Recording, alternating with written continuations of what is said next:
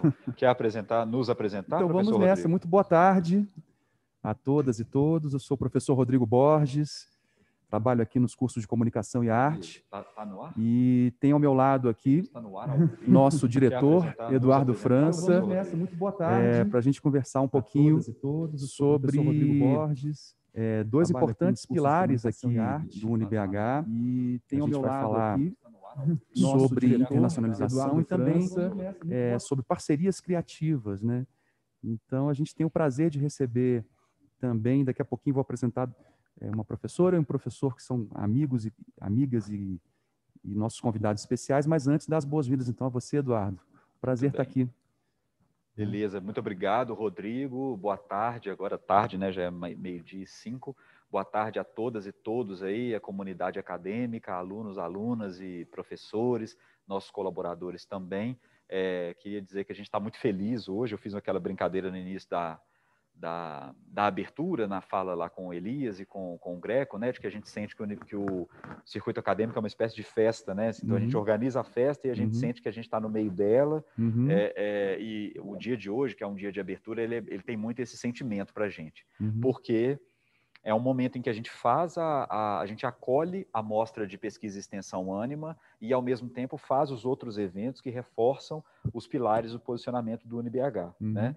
É importante também, e aí aqui eu queria, desde já, mandar um abraço para toda a equipe de comunicação do UniBH e, principalmente, além, obviamente, do professor Elias, que esteve aqui com a gente, você, professor Rodrigo Borges, que é um super parceiro quando a gente começa a elaborar desde o início do semestre, a planejar o circuito acadêmico. E um grande abraço também para os meninos e meninas da Cacau, nossa comunidade do audiovisual, ali nos laboratórios principalmente de comunicação, de publicidade, jornalismo, e os meninos do design também, porque a gente desenvolve a várias mãos, a gente pensa assim, o que de fato que a gente quer comunicar em termos de posicionamento, de experiência, de qualidade para o UniBH e como que isso se desdobra. E esse é um dos circuitos acadêmicos em que isso está aparecendo de maneira mais clara, né? A discussão sobre a diversidade, a discussão sobre o Cidade UniBH, que é um programa de extensão que né, cresce cada vez mais. Então, isso tudo para a gente é de fato fundamental, né? Então, eu queria agradecer e parabenizar aí todos esses parceiros, porque é de fato um evento feito a várias mãos.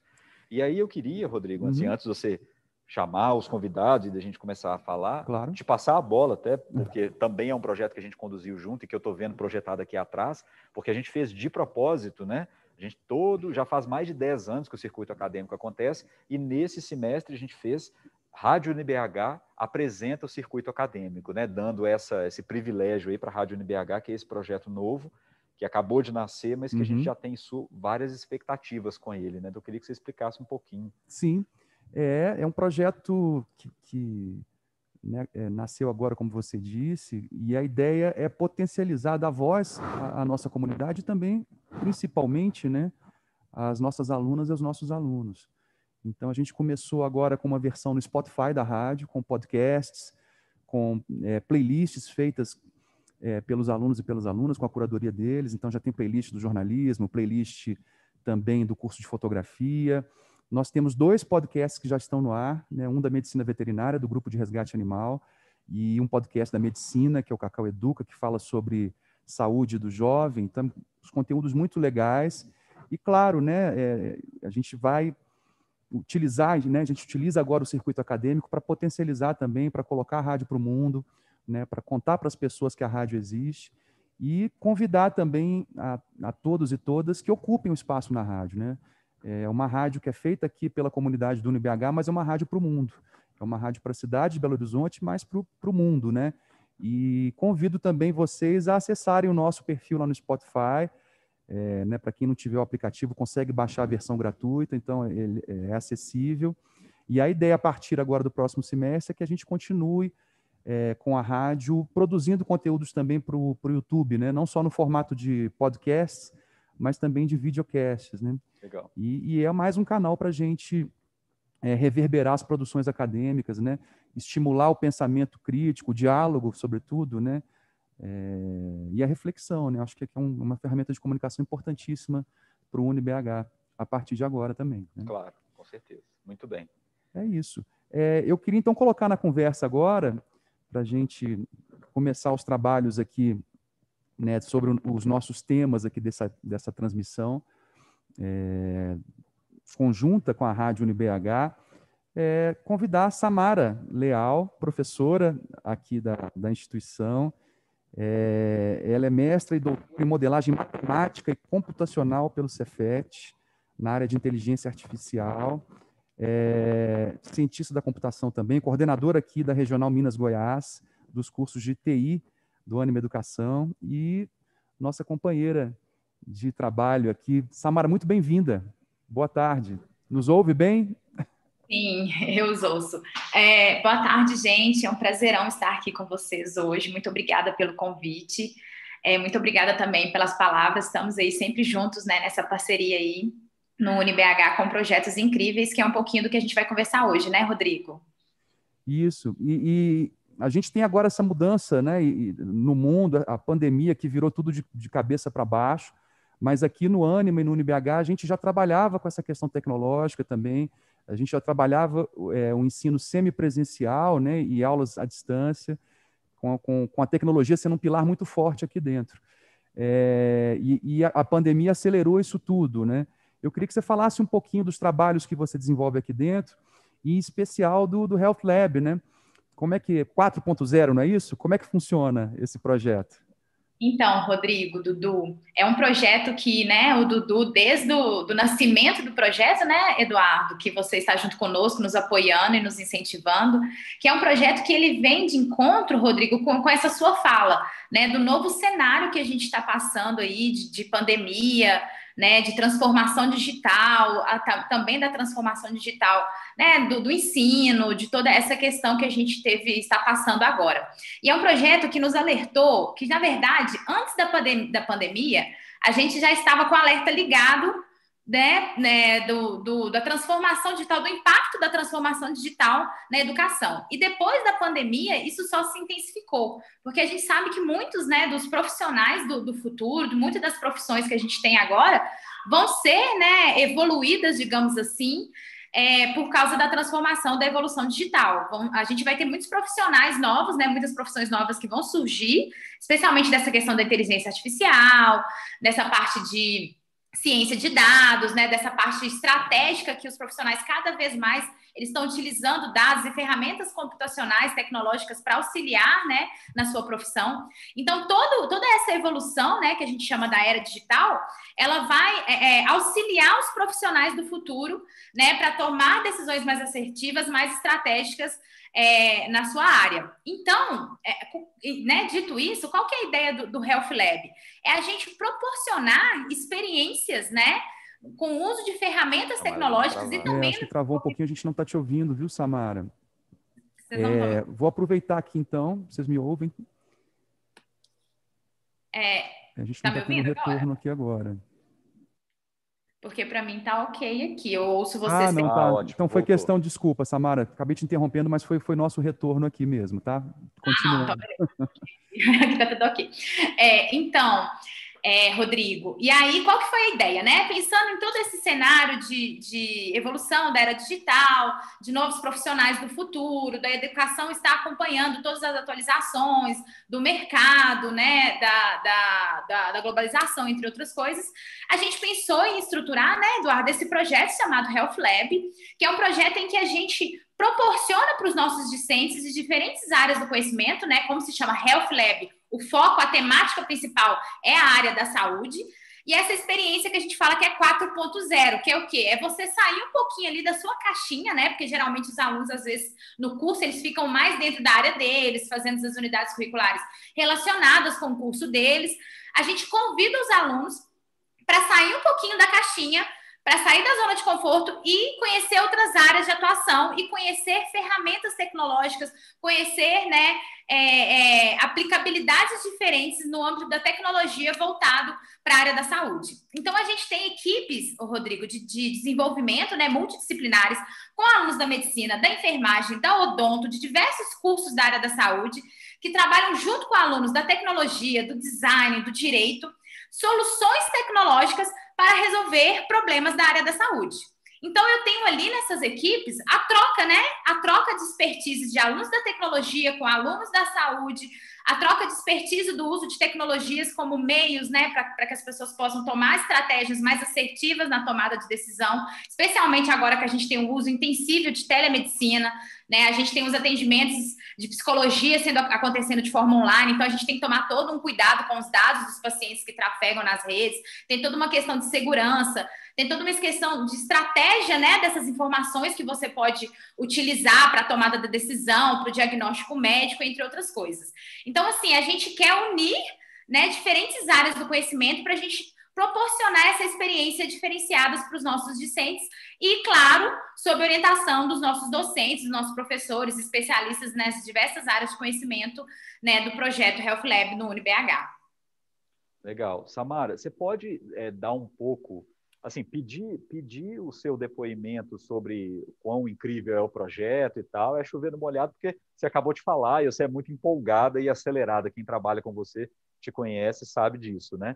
Mas, assim, você consegue lembrar depoimentos de alunos, você mesma já me mandou alguns no WhatsApp e tal, mas depoimentos de alunos dos cursos da saúde ou até mesmo dos cursos de ciência da computação, sistemas de informação, que participaram e viveram isso aí que você falou? Consigo sim, Dudu. E uma é até interessante, porque foi um aluno, o Gregório, da medicina, que ele está em um dos grupos de trabalho, né, que a gente chama de Squad, no projeto Health Lab, nesse grupo multidisciplinar. Ele é um aluno que está cursando medicina no UniBH, que está nessa equipe que tem alunos de tecnologia, do design, e eles estão desenvolvendo um game para facilitar, né, no aprendizado em sala de aula, quanto ao atendimento, né, dos pacientes, quanto a auxiliar os estudantes, né, os discentes de medicina no correto atendimento ao paciente, com todas as questões humanísticas que são importantes, com todas as questões ali de primeiro approach, né, de receber os pacientes, fazer os primeiros exames diagnósticos. E esse aluno, Dudu, em especial, ele está codando, né? O que é codar? É desenvolver, é código, né? Ele está lá desenvolvendo de fato o game. Então, a gente tem um aluno da medicina desenvolvendo um game, né? Desenvolvendo o código junto com os alunos da tecnologia, e é um game voltado para a área dele. Então, assim, ele tem todo o know-how de negócio, né? Do know-how de atendimento médico que ele está aprendendo nas unidades curriculares do curso dele, e também agora está adquirindo ali uma expertise tecnológica de como que funciona atrás das cortinas, né? Como que a gente desenvolve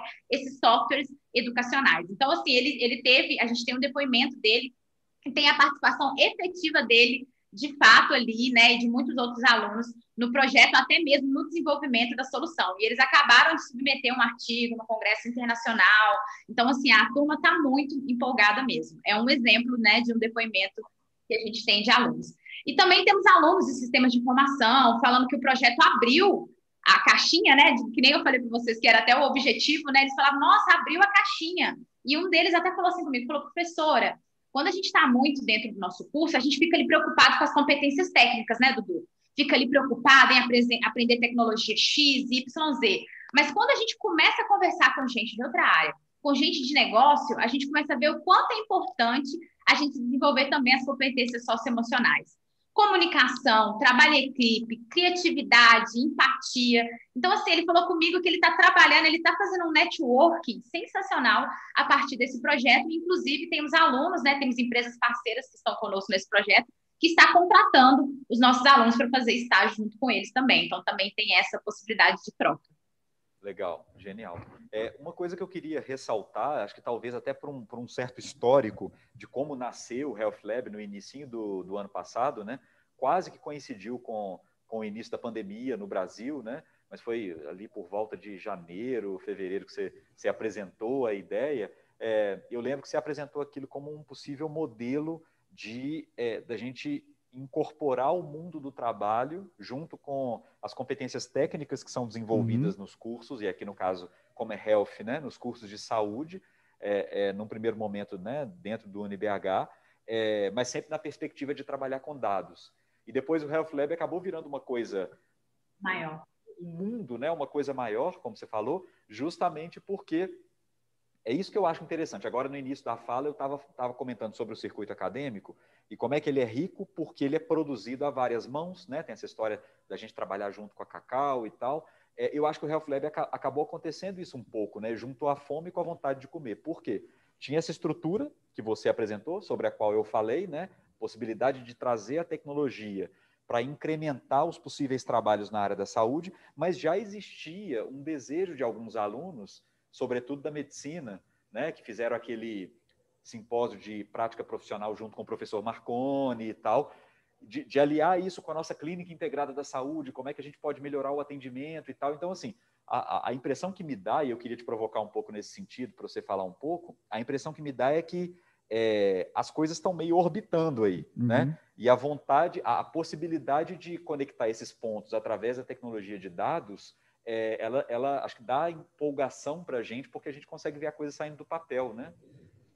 É isso mesmo, Dudu. E esse exemplo que você citou da clínica integrada é muito legal, porque, igual você falou, foi uma iniciativa dos alunos, né? Eles viram que a gente tinha uma necessidade de informatizar o atendimento à comunidade que a gente presta, né, na clínica integrada de saúde. Então, assim, partiu a demanda deles, eles estão lá num grupo de trabalho, né, numa squad de desenvolvimento multidisciplinar, com alunos da medicina, da TI, desenvolvendo o site da clínica integrada. E o mais legal, está pronto. A primeira versão já está pronta para a gente poder utilizar. Então, assim, eles desenvolveram uma ferramenta que eles mesmos vão utilizar junto com os professores no atendimento à comunidade na clínica. Então, é isso que você falou, né?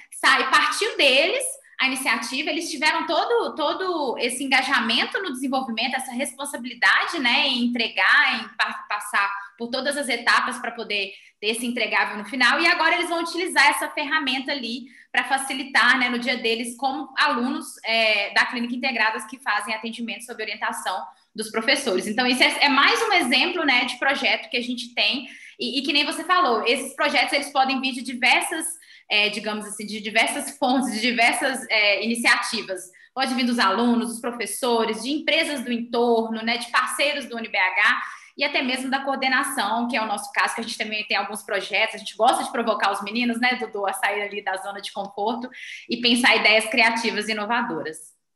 E aí eu queria aqui também, eu acho que dá para o Rodrigo e para a Samara fazerem coro a minha fala, sempre quando eu sei que a gente está num evento assim, que a gente tem aluno assistindo, eu gosto muito de empoderar essas pessoas para que eles nos cobrem, né? Quando você faz uma espécie de combinado público assim, é legal, porque aí você não consegue fugir disso. No limite, pode ser que tenha até a gente gravando, aí você fala, opa, não tem como agora, o compromisso fica firmado, né? Por que eu estou falando isso? Porque quando eu falo de uma área de competências técnicas de uma área específica, somar isso à lógica da tecnologia de dados e como é que você pode trabalhar esses dados em favor do desenvolvimento dessa área, o que eu acabei de falar é uma espécie de esqueleto que casa em qualquer área de conhecimento ou qualquer curso, né? O nosso exemplo que a gente carrega com muito orgulho é o Health Lab, né? Mas a gente conversa, eu e a Samara, a gente tem conversado muito, seja com eu e ela, mas também desdobrando isso para coordenadores, para professores, por exemplo, sobre a possibilidade de a gente ter um mining lab, né? Pensando na lógica da mineração, que a gente tem no mundo do trabalho, principalmente aqui em Minas Gerais, muitas mineradoras aqui no entorno, que a gente poderia trabalhar isso no curso de Engenharia de Minas e de Geologia, né? No sentido mesmo de prototipar novas soluções. A gente tem conversado muito sobre o AgroLab, né? Já que a gente tem os cursos de MedVet e Agronomia aqui no UniBH, e que tem, de fato, um lastro muito grande para trabalhar isso. Então, assim, o que eu queria, de alguma maneira, também é, claro que a gente tem essa nossa responsabilidade de pensar esses outros, como que a gente vai rechear esse esqueleto em todas as áreas do conhecimento, mas eu acho que, entendendo que o Health Lab também tomou o corpo que ele tomou, a partir da colaboração de professores e alunos, eu acho que é legal a gente empoderar os alunos também. Meu sonho era que o aluno falasse, olha, vi lá a fala no circuito acadêmico e tal, corre lá no coordenador e fala assim, olha, sei lá, eu sou do curso de arquitetura ou do curso de engenharia civil, não dá para fazer alguma coisa lab, no sentido da gente aproximar mundo do trabalho e tecnologia de dados e academia. Então, eu acho que essa provocação é legal de ser feita também, né? Sim. E na perspectiva também transdisciplinar sempre, né? Isso é que é o grande barato aqui, inclusive dos projetos de extensão que temos aqui, né, no UniBH e na instituição, né? A possibilidade de você trabalhar essa mineração, por exemplo, né, mas você conectar isso, como ela tem feito, como Samara tem feito brilhantemente com a medicina, no caso aqui da música e da comunicação, né, de como utilizar também plataformas, né, e utilizar essas informações para tomada de decisão, né, para amplificar mesmo e compreender melhor a utilização desses canais que a gente tem, como o Spotify, né, e a ocupação deles, e ao mesmo tempo estabelecer essa conexão, esse diálogo com a população, né, não só com a nossa comunidade aqui, mas com Belo Horizonte, por exemplo, e o mundo, né? Isso é muito importante, né? É isso aí.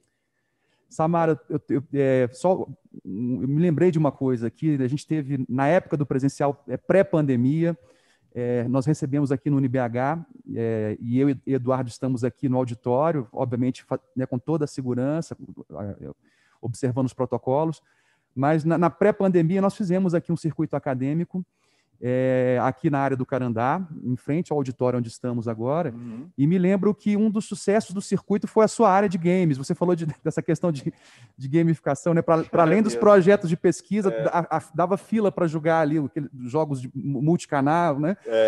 Muito interessante, né? Essa questão também da gamificação e de você, né, utilizar essas ferramentas e diferentes linguagens para passar de forma tecnológica também, informação, né? Isso é muito interessante, né? Queria que você falasse um pouquinho dessa experiência também para trabalhar com protótipos de games, né? De como isso pode auxiliar também na acessibilidade, né? À tecnologia, de como facilita o acesso, né? Isso mesmo, Rodrigo. Foi até apelidado, né, na época de Beco da Samara. Beco da Samara. Porque a gente tinha um espaço ali em que a gente estava, né, com alguns campeonatos de games. A gente rodou várias vezes, né, Dudu, no circuito acadêmico, essa estrutura. Foi muito legal. E em uma das rodadas, a gente, além de jogar, né, além de proporcionar ali um entretenimento, a gente colocou os alunos também para desenvolver joysticks, para desenvolver o console de jogo. Você lembra, Dudu? A gente fez ali um mão na massa mesmo, colocamos os alunos para desenvolver, para eles mesmos desenvolverem os consoles, né, os joysticks, o controle para fazer o jogo, para poder jogar, a partir de um emulador daqueles jogos antigos de Street Fighter, sabe? Eu até esqueci o nome dos jogos, são muito antigos, mas assim, então os próprios alunos, né, a partir de orientação dos professores, desenvolveram joysticks ali e emularam jogos a partir de uma plataforma, programaram ali numa plaquinha Raspberry para poder jogar. Então, eles desenvolveram o videogame deles mesmos ali no circuito acadêmico, numa gincana ali, numa oficina que a gente tinha de mão na massa, né? E além disso, Rodrigo, a gente já fez muito quando estava no presencial, né, Dudu? Os hackathons, né, no UniBH, em que a gente, assim, literalmente... Ô, Rodrigo, a gente acampava no campus. A gente tem ali no campus 30 barracas, né, Dudu? E a gente coloca assim, os alunos no momento de imersão, no final de semana, traz um problema de uma empresa parceira, coloca todo mundo ali imerso para resolver, para desenvolver soluções para aquele problema. No final, a gente tem ali uma banca avaliadora, tem premiação. Então, a gente é mais um exemplo, né, de iniciativas que a gente tem para tirar ali os alunos da zona de conforto, para eles serem inovadores e criativos. E muitas dessas empresas que vêm junto conosco são empresas indicadas pelos próprios alunos, né, Eduardo? Uma vez a gente trabalhou com uma problemática da barragem de Brumadinho, quando houve um rompimento, né? A gente trabalhou com soluções, né, nesse hackathon, nesse acampamento no campus. A gente trabalhou junto com alunos das engenharias e da tecnologia para a gente desenvolver soluções para auxiliar, né, naquele problema que a gente teve na época, que era do rompimento da barragem. Então, e as empresas que estiveram conosco foram indicações dos próprios alunos. Olha que legal. Então, tem eles envolvidos tanto na indicação quanto na concepção e desenvolvimento das soluções junto conosco nesses projetos, né? E além de outros projetos que a gente tem, projetos sociais que a gente tem ali no Health Lab, que é agora o Influencer do Bem, né, Eduardo? Acho que eu vou contar um pouquinho. O que você acha? Eu acho ótimo. Aliás, a gente pode aproveitar que você está ficando famosa agora. Quando você ficar famosa demais, talvez você nem vai querer estar aqui conversando com a gente, né? Mas, assim, esses projetos que a Samara tem feito acabaram que chancelaram ela a trabalhar num dos últimos projetos que ela tem feito, que é o Influencer do Bem, e que foi divulgado, inclusive, no Instagram do UniBH, que eu acho que vale muito a pena contar, sim. Não, e o legal, Dudu, é que a equipe que está ajudando no mão na massa, né, do projeto do Influencer do Bem, que eu vou explicar para vocês, é a equipe do Health Lab. São os alunos ali voluntários ajudando a gente, os professores, na mão na massa para que o projeto aconteça. Mas deixa eu contar para vocês de que se trata esse projeto. Gente, é uma ação, é uma mobilização social, né, que a gente está com a parceria com o DJ Alok, com a Luísa Trajano, do Magazine Luiza, com o Grupo Mulheres do Brasil, Unidos pela Vacina, várias outras empresas que estão junto conosco nessa parceria, e nessa mobilização social para a gente poder incentivar, engajar, né, as pessoas sobre a prevenção e vacinação contra a Covid, para a gente continuar com as medidas de prevenção, que nem vocês estão aí, né, nesse exato momento, durante e após a vacinação, porque a gente sabe, né, de acordo com as pesquisas científicas, que a gente, enquanto ainda não está vacinado até um percentual, a gente precisa continuar, né, Dudu, com todas as medidas de prevenção contra a Covid. Então, a gente precisa intensificar isso, especialmente no público jovem. E qual que é a ideia do movimento, né, do Influencer do Bem? A ideia é que os próprios jovens sejam agentes transformadores que vão divulgar informação a partir da rede social, informação com respaldo científico, com orientação dos nossos professores, médicos, doutores que estão nos comitês da Covid pelo Brasil, professores do UniBH, como o professor Marconi, né? A partir da orientação desses docentes, os nossos jovens, os nossos alunos vão utilizar suas próprias redes sociais para conscientizar a comunidade, para continuar com a prevenção contra a Covid e para as pessoas poderem se vacinar de forma mais tranquila, recebendo informação científica, correta, assertiva. A gente quer desmistificar, a gente quer diminuir, acabar, na verdade, com essas fake news, né? A gente quer que as pessoas se sintam tranquilas para serem vacinadas e continuar com todo o processo de prevenção. E o mais legal é que, assim, o envolvimento dos nossos alunos está sensacional. Eles estão ali, de fato, vestindo a camisa, sendo agentes transformadores, conversando nas famílias, nos grupos familiares, né, tranquilizando seus avós, conversando com os amigos sobre prevenção e vacinação. Então, assim, a gente está querendo engajar o maior número de pessoas nessa temática que é extremamente importante agora que a gente está na pandemia. E o DJ Alok, a Luísa Trajano, está conosco, né, em toda a divulgação. O DJ Alok esteve com os alunos, gente. Eles esteve com os alunos no encerramento, conversou sobre vacinação, conversou sobre prevenção, jogou com os alunos, assim, foi sensacional. Então, a gente está aí, mais uma vez, empoderando, né, Dudu, os nossos alunos, para que eles sejam ali, né, protagonistas. Eles são aqui na Ânima e no UniBH o centro, né, da escola, o centro da universidade. Então, a gente está empoderando eles para que eles se sintam assim, né? Isso aí, justamente. Iniciativa importante e fundamental, né? Essa prevenção, cuidado com a vida, cuidado com a saúde e realmente, né, a boa informação com qualidade, né? Informação acadêmica, informação verificada, isso é muito importante. Samara, eu queria agora chamar o nosso outro convidado para o papo aqui também, e até aproveitando o gancho tecnológico, porque essa área, esse outro pilar que a gente vai também colocar no bate-papo aqui agora, de internacionalização, claro, né, ele passa também por tecnologia. Queria dar as boas-vindas e boa tarde ao nosso amigo, professor Pedro Neves, ele que é doutor em Relações Internacionais, ele é da nossa comissão aqui também de internacionalização do UniBH e faz um trabalho muito legal, né, de coletar e prospectar parcerias e colocar alunos e alunas também em contato com o mundo. Pedro, muito bem-vindo, viu? Prazer conversar contigo. Prazer, gente. Quanto tempo, né, amigo? Vocês deviam ter me chamado para estar aí. Eu estou com saudade do Buritis. Pois é, nossa vontade, na verdade, é de conseguir estar com todo mundo aqui, mas é como essa coisa dos protocolos, do distanciamento, né? Eu sei. Mas eu teve um dia que eu dei um pulo aí, coloquei meu crachá, vesti a blusa azul que o Eduardo tá vestindo, falei assim, deixa eu dar um pulo no Buritis. Fui lá pegar na minha antiga mesa, que é uma bagunça danada, que todo mundo sabe, fui lá pegar um documento que eu tinha deixado. Bom demais transitar aí no Buritis, você tá doido. Aliás, essa sua fala nos faz, inclusive, parece que a gente já, de alguma maneira, parece que normaliza, não é normalismo, mas que a gente se acostuma um pouco com a pandemia, né?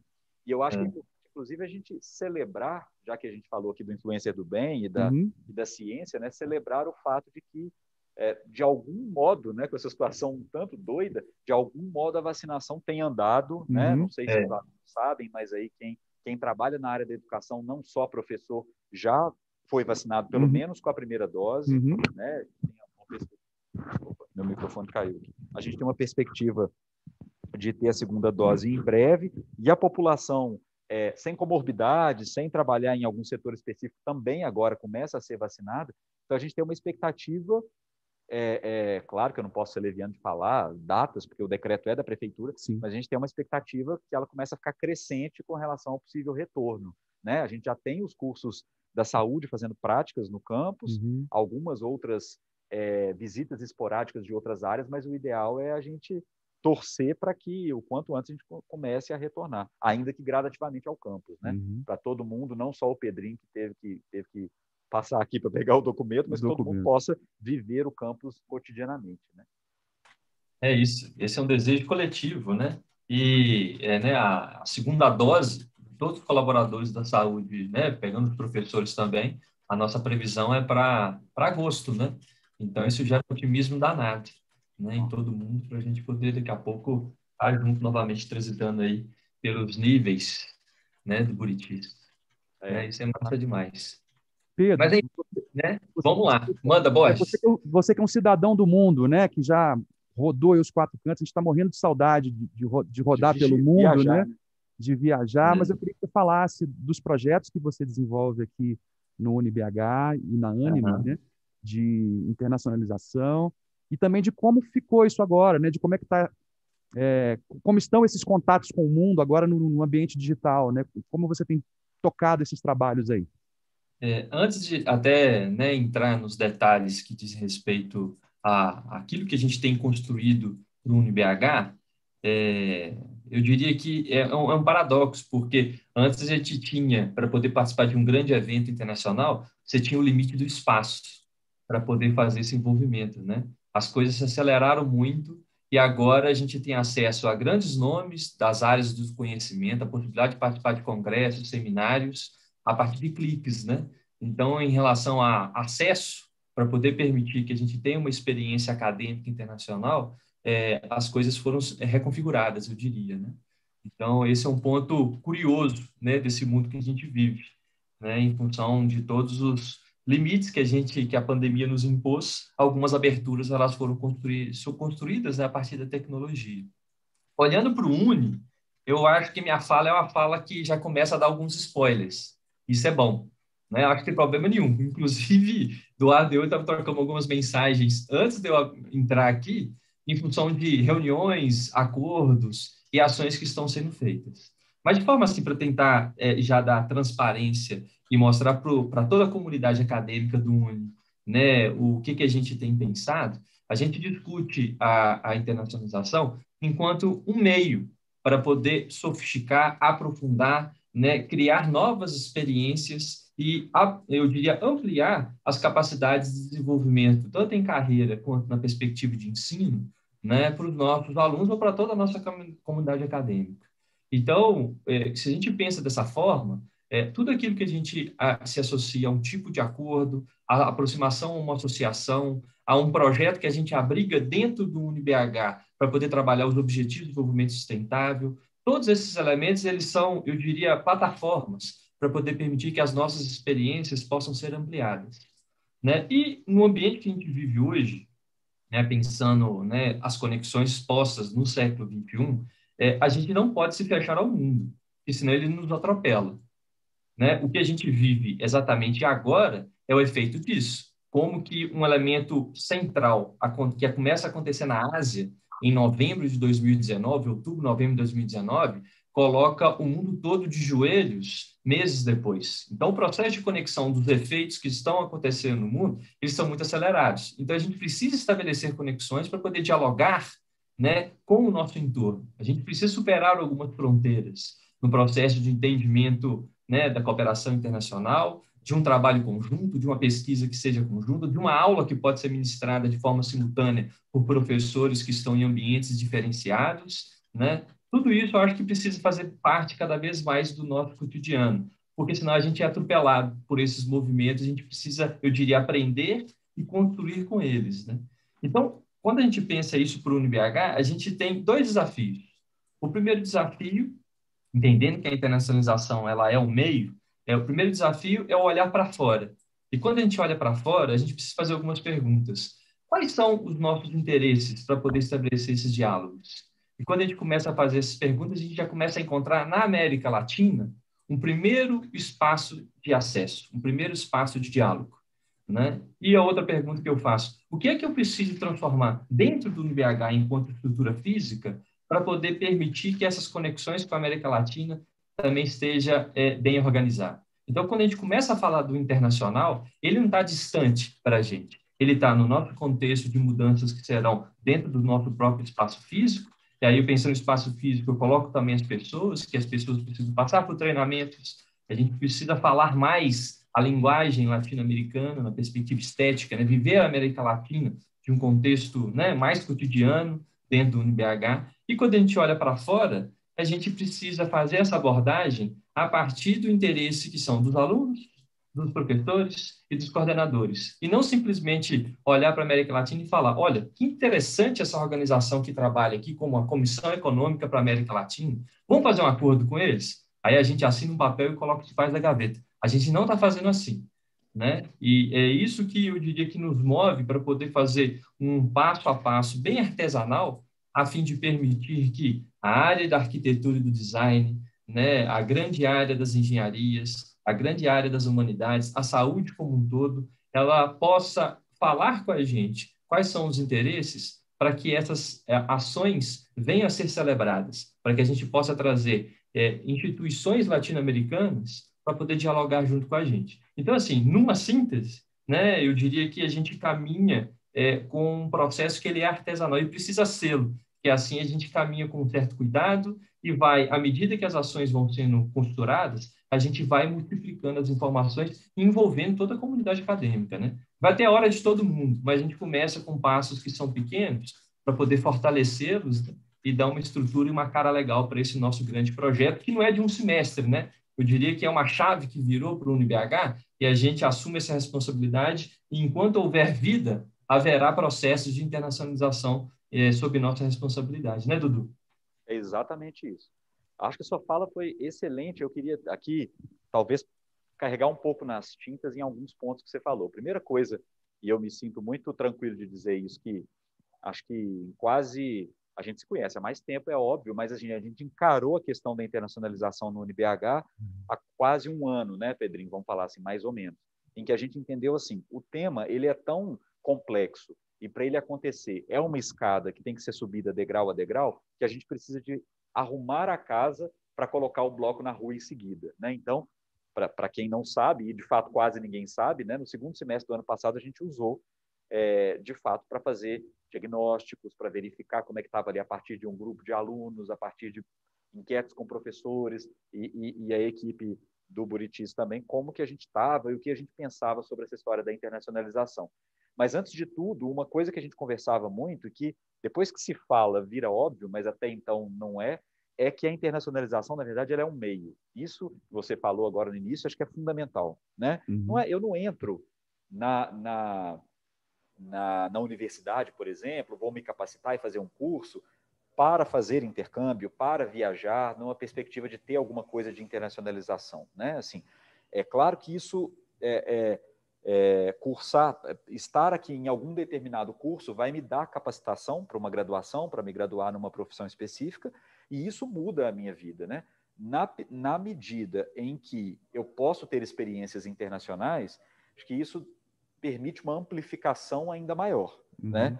Tanto e isso é um compromisso nosso no UniBH, tanto é que um dos slogans que a gente usa é do fato do UniBH ser a nossa porta, não só do aluno, mas de todo mundo que está aqui, para o mundo, né? É a porta para o mundo, né? Então, uma coisa é eu passar durante a minha graduação tendo experiências absolutamente locais, apenas e tão somente locais. Outra coisa é um exemplo que aconteceu esse semestre, de alunos de medicina que tiveram contato com outros alunos de uma universidade no Peru. Eu estou falando, obviamente, de como dois universos de estudantes diferentes se relacionam com determinadas práticas da medicina, mas eu estou falando de cultura, estou falando de cidadania, eu estou falando de como é que a gente se posiciona frente à situação de pandemia, né? Então, existe como é que eu vou dizer, um aumento na complexidade, né? Isso a gente discutiu muito, né, Pedro? Um aumento na complexidade desse aluno e desses professores também. Então, eu queria só ressaltar essa coisa da internacionalização ser um meio outra coisa da sua fala que eu acho que é muito importante é essa coisa da organização desse processo, do diagnóstico que a gente fez e de como é que agora, a partir desse primeiro semestre de 2021, a gente começou a fazer uma série de ações que o Pedro chama de como se fosse assim, a parte do burocrático, né, que tem que fazer uma série de acordos, mas a gente sempre entende, como ele falou, que não é um acordo para ficar na gaveta, né, porque senão a coisa de fato não tem sentido em si. E eu acho que tão importante quanto isso é todo mundo saber que a gente volta muito, nesse momento, o olhar para a América Latina, mas mais especificamente para a América do Sul, né? Existe, quando a gente fala em internacionalização, acho que até por uma questão de predomínio da língua, a gente pensa, né, talvez no primeiro momento na língua inglesa, será que nós vamos para os Estados Unidos, será que nós vamos para a Europa, o que realmente também seria rico, mas o foco, num primeiro momento, de fato, é a América Latina, principalmente a comunidade ali andina e Mercosul, né, Pedro? A gente demorou um tempo para poder elaborar isso e chegar nesse ponto, justamente pelo fato de que a gente, aí eu queria que você falasse um pouquinho disso, acho que a gente tem muito a aprender, a trocar, melhor dizendo, com países que têm uma condição semelhante em termos de contexto socioeconômico e político, né? Eventualmente, assim, a gente chegou até aqui por uma série de fatores, cada país, obviamente, você tem questões de colonização, você tem aí, né, em que momento cada país virou república e tudo mais, mas, de fato, a gente tem condições que permitem essa troca de uma maneira viva, né? E, além disso, o que, claro, não é impeditivo no momento da pandemia, a gente está perto, né? Para daqui a pouco, inclusive, fazer visitas e que, geograficamente, a coisa auxiliaria também, né? Queria que você comentasse. E só complementando, Eduardo, que você falou muito importante, né? Nós conversamos hoje aqui na primeira transmissão do Circuito Acadêmico, né? Da qual você participou e depois eu conversei com Elise e com o Greco sobre essa questão também de olharmos para dentro e olharmos também para o nosso entorno aqui na América Latina, da importância dessas veias abertas da América Latina, né? Até porque na academia, e não só falando aqui especificamente ou de UniBH ou de Belo Horizonte ou Minas Gerais, né? Falando de pesquisa de uma maneira mais ampla, a gente precisa quebrar um pouco esse eurocentrismo também, né? De valorizar nossas produções e de olhar um pouco para os nossos colegas e nossos pares aqui dentro da América do Sul, né? E a importância também da cultura que você falou, né? De não só o estabelecimento de cooperações e parcerias, mas também da cultura de trabalharmos aqui unidades curriculares, né, que sejam centradas no espanhol, por exemplo, né, e não só no inglês, mas a gente vai ter opção do inglês, mas que tem opção do espanhol e outros idiomas, né, da cultura também dentro de sala de aula, de trabalharmos conteúdos e produções científicas também de colegas aqui, não só do Brasil, mas da América Latina, né, de explorarmos conteúdo, músicas, artes, também olhando aqui, né, para a nossa América do Sul. Não é isso, Pedro? Opa, deixa eu abrir aqui o microfone. É isso, né? Eu diria que, em termos acadêmicos, nós estamos com um projeto que ele é pós-colonial, né? Ele é pós-colonial, ele entra num diálogo que, né, convida alguns grandes pensadores a provocar o pensamento, o método e até o interesse das universidades em proximidade a um passado que é compartilhado por essas nações, né? Então, quando a gente olha o recorte, o eixo andino e o eixo que diz respeito, né, ao Cone Sul, a gente está entendendo, a gente compreende também que problemas que nós enfrentamos no nosso cotidiano, no nosso entorno, que às vezes pode estar acontecendo no próprio bloco aí de extensão do bairro Buritis, né, ou pegando um olhar pela região oeste da cidade de Belo Horizonte, pode ser um ponto muito comum aqui alguma universidade como, né, a própria Universidade de Los Andes e outras universidades, a Universidade de Buenos Aires, eles possam estar também refletindo no seu entorno, em função de questões relacionadas à característica da desigualdade, que a gente tem aqui, que a gente observa também nos outros territórios, em função das influências dos movimentos culturais e até mesmo movimentos que podem ser mais num caminho acadêmico, pensando nos movimentos da arquitetura, os movimentos relacionados à própria ciência política. Então, a gente tem laços que estão estabelecidos. E, por vezes, esses laços eles são firmados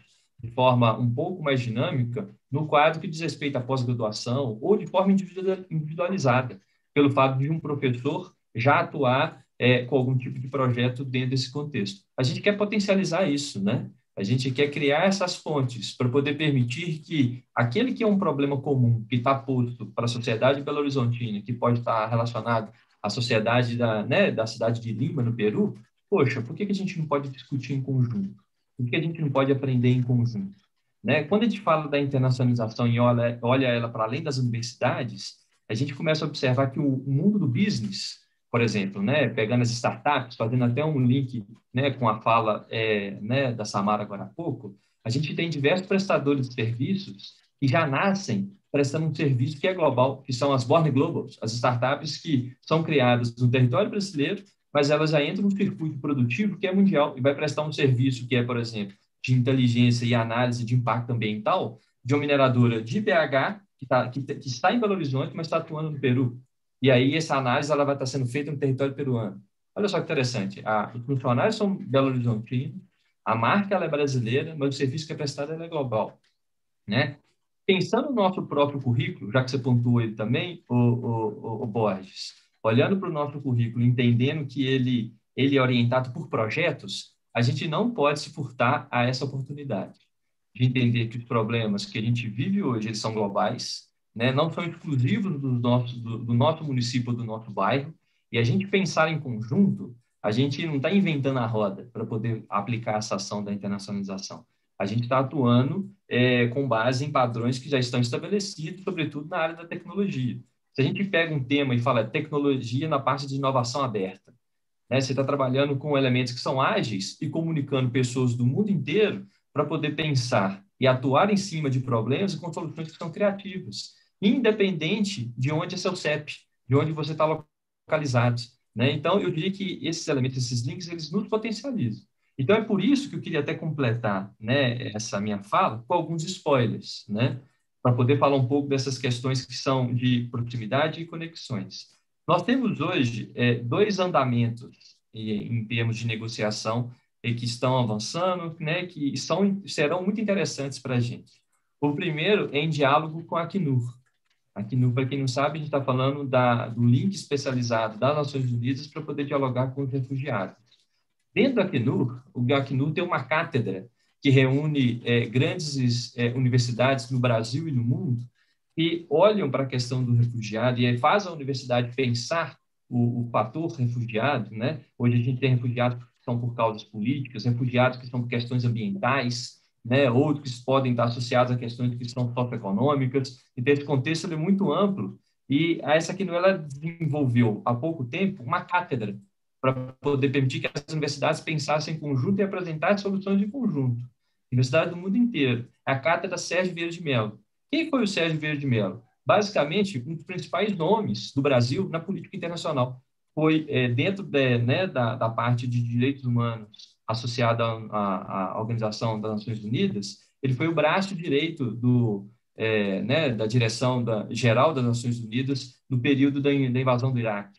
Ele era representado, inclusive cotado como o braço a ser, não somente o sujeito a ser representado, mas como um potencial substituto, um grande nome do Brasil para poder trabalhar na política nacional. E ele vem a falecer num ataque aéreo, né, que aconteceu, né, um ataque terrorista que aconteceu no Iraque, quando ele estava lá dentro do território iraquiano, fazendo o processo de recuperação política daquele espaço, né, e simbolicamente a Acnur desenvolve uma cátedra para poder fazer com que as universidades se aproximem, discutam um tema que é tão caro para as Nações Unidas, e quando a gente olha para o nosso contexto da América Latina, e da América do Sul, de forma mais enfática, é um tema que tem se multiplicado. Quando a gente observa, né, condições de refúgio que são do eixo andino, sobretudo, né, entendendo que ali nós temos questões tanto políticas quanto socioeconômicas, que tem feito pessoas buscarem o Brasil, buscarem a cidade de Belo Horizonte como um espaço de apoio. Então, o UniBH não pode fechar os olhos a isso. Faz parte da nossa realidade, é um problema que é global. O UniBH arregaça as mangas com a sua comunidade acadêmica, com seus colaboradores, e enfrenta, e trabalha, e é um espaço que é conjunto a outros, né? Então, essa é a nossa escolha, né? Falar da internacionalização do UniBH, a gente fala de experiências, mas a gente fala de enfrentamento. É um posicionamento que ele é forte, ele precisa ser, porque a gente tem capacidade para isso. Nós temos competência. Em termos de capital humano, a gente olha o nosso universo, pensando nos nossos alunos. Aí, olha as áreas que nós temos, todas as áreas do conhecimento, saindo da Medvet e chegando até o direito. Nós temos todas as áreas que podem contribuir para essas conexões. né? E é um espaço de posicionamento político que nos cativa muito para poder pensar. A outra área de cooperação que a gente, quando eu falo de cooperação, é que a gente já está em contato com essas instituições para poder celebrar os acordos e multiplicar nas nossas ações pelo nosso currículo integrado, né? A outra que a gente né, inicia o discurso diz respeito à Organização dos Estados Americanos, que é a OEA. Lá dentro, acho que talvez tenha muito interesse dos alunos do direito nessa cultura, né?